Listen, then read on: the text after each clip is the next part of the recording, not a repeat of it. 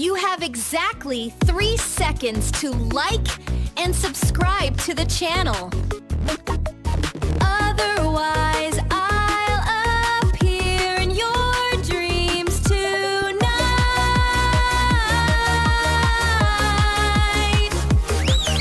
To ask for a donation for that cup of coffee, link below. Estimation of the enemy's strength, but also a misunderstanding of their strategic intentions. On July 4, 1940, the first phase of the offensive in the sea fortification campaign broke out. The battle officially commenced after artillery bombardment and airstrikes.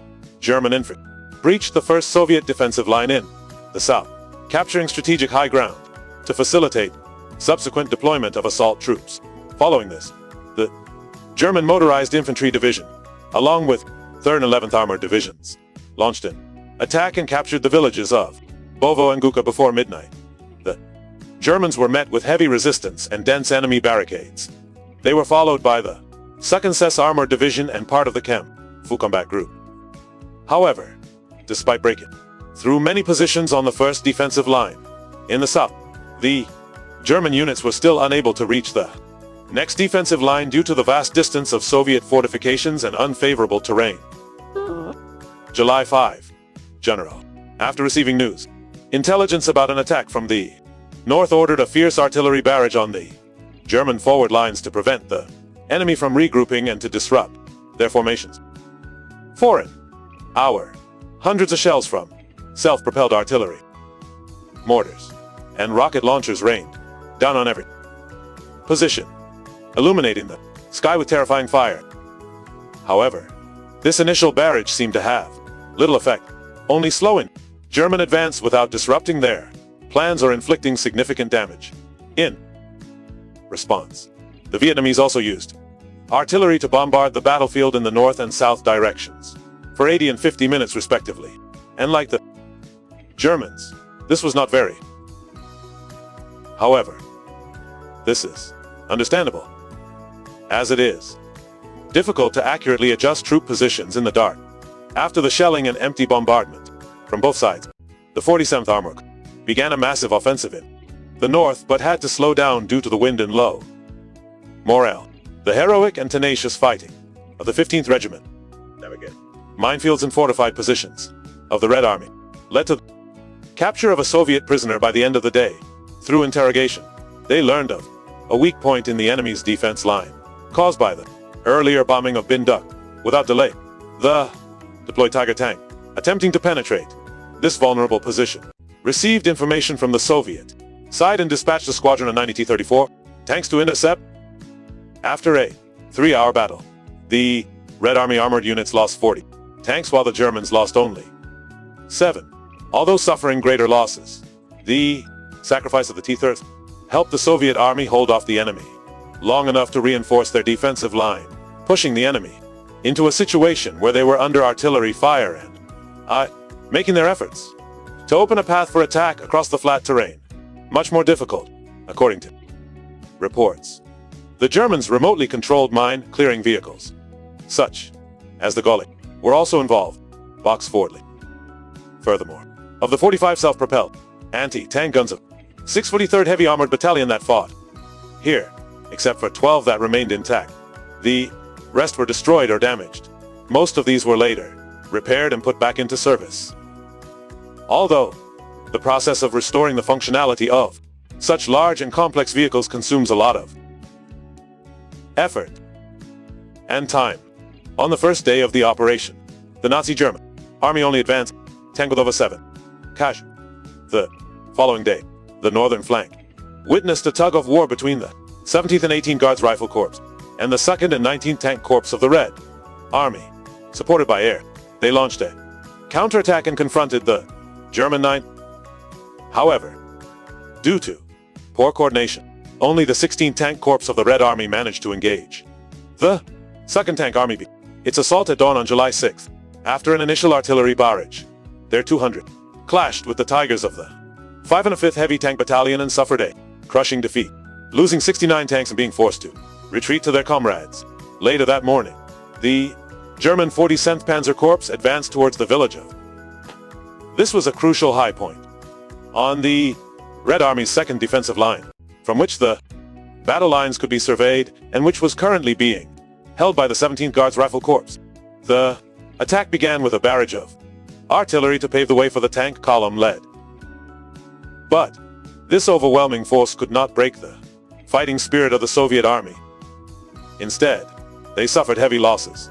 The Red Army's 19th Tank Corps arrived to reinforce their comrades. And the Germans, realizing that this was not the time to fight, temporarily withdrew. The attack ended that same day, in the town, in the nearby Piri. 4 combined divisions, including German infantry, assault infantry, and armored units, were unable to capture the position due to fierce resistance from the Soviet 307th Rifle Division. For the next 3 days, the German 9th Army mobilized its maximum force in an effort to capture Okov V and Piri, and General Ruff's command of the Central Front brought in many units from across the north to reinforce the defenses of the area. The Germans attacked Piri and captured half the town after many fierce battles for every house. The next morning, the Red Army counterattacked, pushing back the enemy. For the next few days, control of Piri constantly shifted between the two sides. The fighting caused such heavy casualties that it was called a mini. The Red Army had captured most of Piri but could not break through the Lysov defenses, although the Soviet Union mobilized 300 tanks and all its Red Army forces in the northern front. Elsewhere, the Red Army suffered heavy losses in its efforts to halt the German 48th Armored Corps advance, forcing Steppe Front to send reserve units for support. Meanwhile, on July 8th, in the southern front, 4 tank corps were deployed to Koka, a town 40 km south of RKA, with the mission of launching a counterattack against the 2nd SS Panzer Corps.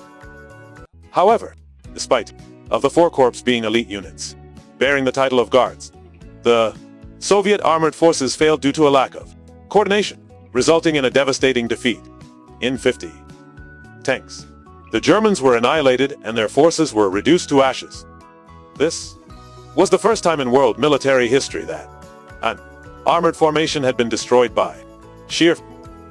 However, the counterattack did somewhat slow the German.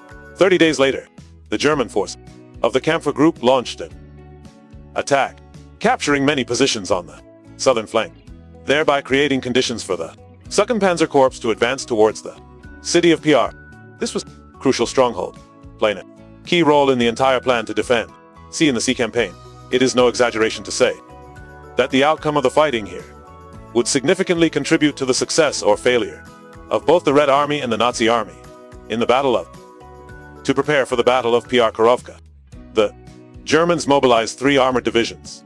SS Totenkopfer on the left flank, SS Lapstand in the center, and S defending the right flank. The total number of tanks in these forces was 294, less half of the previous force.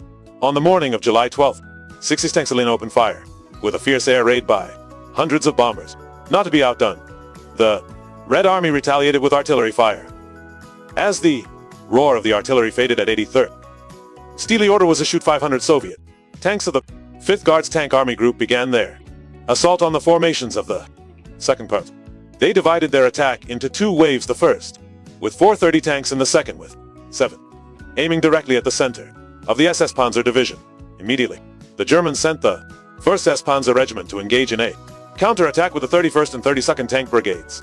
When the 2 armored formations clashed, a terrifying scene unfolded, like the gates of hell had just opened, and chaos enveloped battlefield.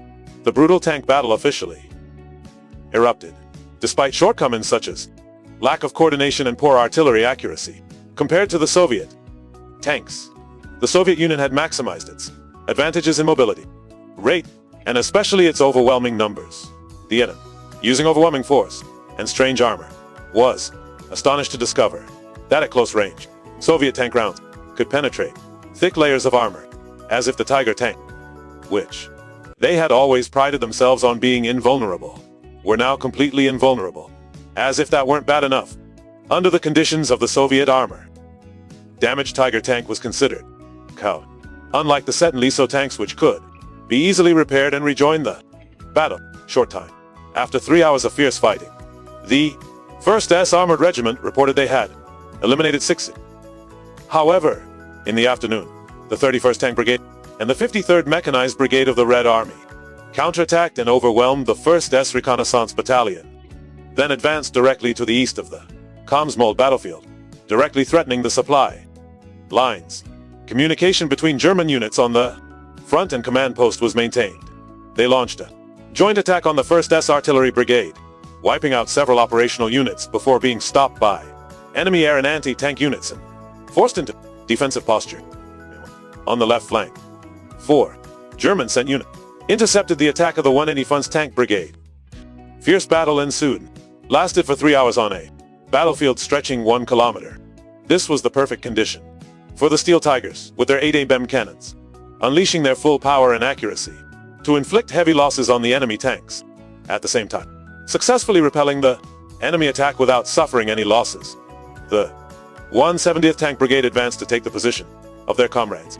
Along with the 31st and 3rd Tank Brigades, they launched a fierce attack against the 1st S Armored Regiment. Despite suffering 30 casualties, the lives of the commander of the Left Tank Brigade were at stake, forcing the enemy to retreat. They then advanced towards the position of the 1st S Reconnaissance Battalion.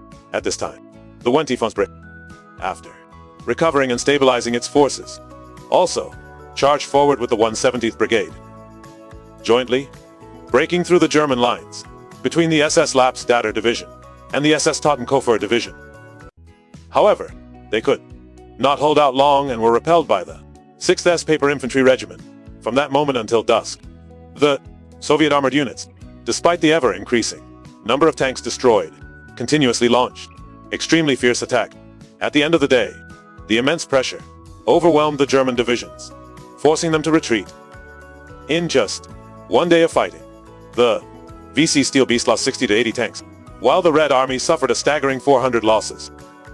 At first glance, it seems that the Imperial Army of the Third Reich had defeated its opponents. Although the ship was heavily damaged, repair and the productivity of the defense factories meant that losses could be quickly compensated.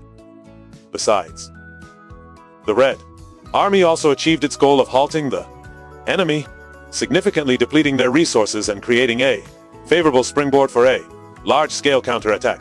Following the defeat at Parcel-Kurovka and the Allied and Sicilian offensive, Hitler ordered the cancellation of the fortified campaign and the redeployment of troops to the Italian peninsula, meaning that the German army was forced to gradually shift to a defensive stance. This was precisely the opportunity the Red Army had been waiting for. Coinciding with the victory at Parcel-Kurovka during the Li Dynasty, they launched a counteroffensive named after General Kutuzov, who had led Russian people in repelling Napoleon's invasion in 1812. Their goal was to dislodge the 9th Army of Nazi Germany from the battlefield. Accordingly, 2 simultaneous attacks were launched, but despite suffering heavy casualties, despite the setbacks, the Red Army still inflicted significant losses on Hitler's army, forcing them to retreat to preserve their forces. This gave them the strategic initiative and led to the liberation of more cities. Meanwhile, on August, in the southern front, the front, now recovered after the siege, along with the Steppe Front, launched Operation Rumi with the mission of destroying the 4th Panzer Group and the Sever Combat Group. Incident, speaking of Rumi, military history has an interesting piece of information for you. He was the name of a nobleman and a brilliant general of the Russian Empire he was also the teacher who trained 2 legendary generals. Sov. 2 days after launching the operation, the Red Army liberated Boros. On the 12th day, upon reaching the outskirts, the Soviet offensive was a counterattack from the 3rd SS Panzer divisions. Over the next 3 weeks, fierce tank battles erupted, and finally the Red Army recaptured the city on August 20. After more than a month of fighting, the Red Army suffered a total loss of 250, plus 600,000 wounded or seriously ill, and most 1,000 armored personnel numbers, many times greater than the more than 160,000 German soldiers killed in 750 tanks. However, the sacrifice of the Soviet army and people were not in vain. The Victory at sea was a crucial turning point that gave the Red Army the initiative. This defeat marked the first time the Nazi German army failed to make a significant breakthrough on the Eastern Front, and it was also the last time they could launch an offensive on Soviet soil. From this point on, the Germans were forced to retreat into desperate defense, and could never regain the initiative or launch an attack. The large-scale offensive on the Eastern Front continued, while the Red Army, emboldened by their victories at sea and Stalingrad, gained even greater confidence and advanced towards Berlin. Hitler had a single chance to turn the tide, but he failed. The collapse of the German Empire was now only a matter of time. Thank you, viewers, for taking the time to watch this video about the Battle of Sea, the greatest tank battle in world history. What are your thoughts on this battle?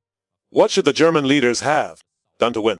How could the history of World War II and all of humanity have changed if the outcome of this battle had been different?